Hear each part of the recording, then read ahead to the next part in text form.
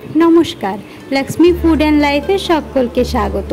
कातला माछेर माथा तो शाके दिए बा डाले दिए अनेकेई खेयेछेन, किन्तु शुधु माथाटा चच्चड़ी करे कखनो खेयेछेन कि? खेये देखबेन दुर्दान्त स्वादेर हय। चच्चड़ी शुने नाक सिटकाबेन ना। एटी जोदि एइभाবে बानानो जाय ना ताहले এই একটা পদ দিয়েই এক থালা ভাত শেষ হয়ে যাবে। তো চলুন রেসিপিটি দেখে নিই, সম্পূর্ণ দেখার অনুরোধ রইল।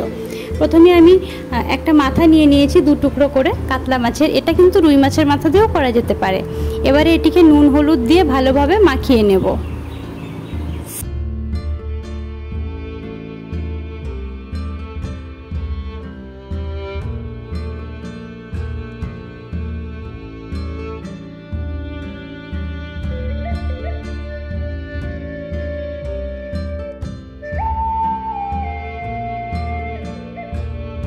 মাখিয়ে নেওয়া হয়ে গেছে। এবারে কড়াইতে সরষের তেল গরম করে মাথা দুটিকে এপিট ওপিট করে ভালোভাবে ভেজে নেব। একসঙ্গে দুটি দেওয়া যাবে না, অনেক বড়, তাই একটা একটা করে আমি ভালোভাবে উল্টে পাল্টে কড়া করে ভেজে নেব।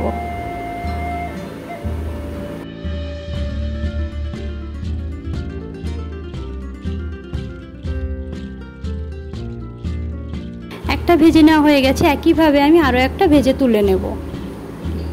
এই দুটোই আমি ভেজে তুলে নিয়েছি। এবারে এরকম একটি হাপানদিস্তার সাহায্যে এভাবে ভেঙে নেব। এরকম হাপানদিস্তা না থাকলে কিন্তু নোড়া দিয়েও ভেঙে নিতে পারেন।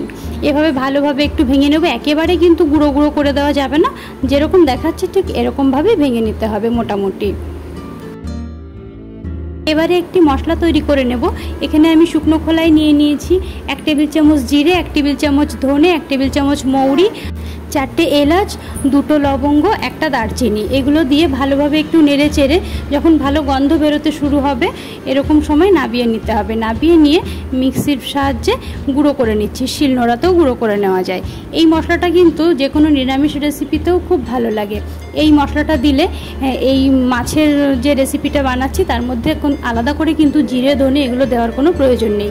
এই একটি মশলাতেই এর স্বাদ দুর্দান্ত তৈরি হবে। তো এবারে আরেকটা মশলা তৈরি করে নেব। এর মধ্যে দিয়ে দিয়েছি একটা মিডিয়াম সাইজের পেঁয়াজ, একটা মিডিয়াম সাইজের টমেটো, 8-10 কোয়া রসুন, 1 ইঞ্চি আদা আর 4টে-5টা কাঁচা পাকা লঙ্কা।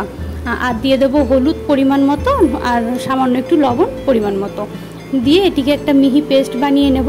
এই পেস্টটা তৈরির সময় কিন্তু দেখুন আমি কোনো রকম জিরে গুঁড়ো বা ধনের গুঁড়ো এগুলো কিন্তু কিছুই ব্যবহার করিনি। ওই যে মশলাটা করে রেখেছিলাম ড্রাই রোস্ট, ওটা দিয়ে তৈরি হবে। এবারে আমি আবারও কড়াইতে সরষের তেল গরম করে তার মধ্যে দিয়ে দিচ্ছি একটা মিডিয়াম সাইজের পেঁয়াজ কুচি করে আর একটা মিডিয়াম সাইজের টমেটো কুচি করে। পেঁয়াজটা আগে কিছুটা ভেজে নেব, তারপর টমেটোটা দেবো। টমেটো আর পেঁয়াজ একসাথে দিলে কিন্তু পেঁয়াজটাও আর ভালোভাবে ভাজা হয় না, তাই আগে পেঁয়াজটা দিয়ে একটু ভেজে নিয়ে তারপর টমেটো কুচিটা দিয়ে দেব।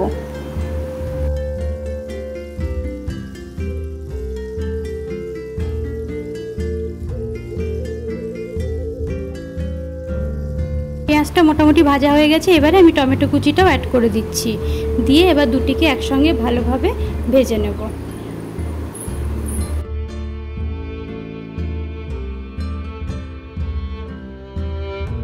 পেঁয়াজ টমেটো একটু ভাজা হয়ে গেলে এর মধ্যে দিয়ে দেবো বেটে রাখা মশলাটা।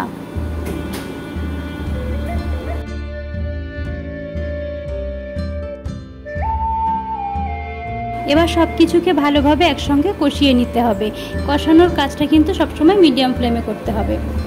মোটামুটি কষানো হয়ে গেলে এর মধ্যে দিয়ে দেবো সেই যে গুঁড়ো করে রেখেছিলাম মশলাটা, সেই গুঁড়ো করা মশলাটা এর মধ্যে 1 টেবিল চামচ মতো দিয়ে দেবো। এই মশলাটা অ্যাড করার সাথে সাথে দেখবেন গন্ধটাই পুরো পাল্টে গেছে, দারুণ একটা ফ্লেভার আসে। এবারে আবারও বেশ কিছুক্ষণ ভালোভাবে কষিয়ে নেব। যখন দেখা যাবে মশলার থেকে হালকা তেল ছেড়ে দিয়েছে তখন বুঝতে হবে মশলাটা কষানো হয়ে গেছে।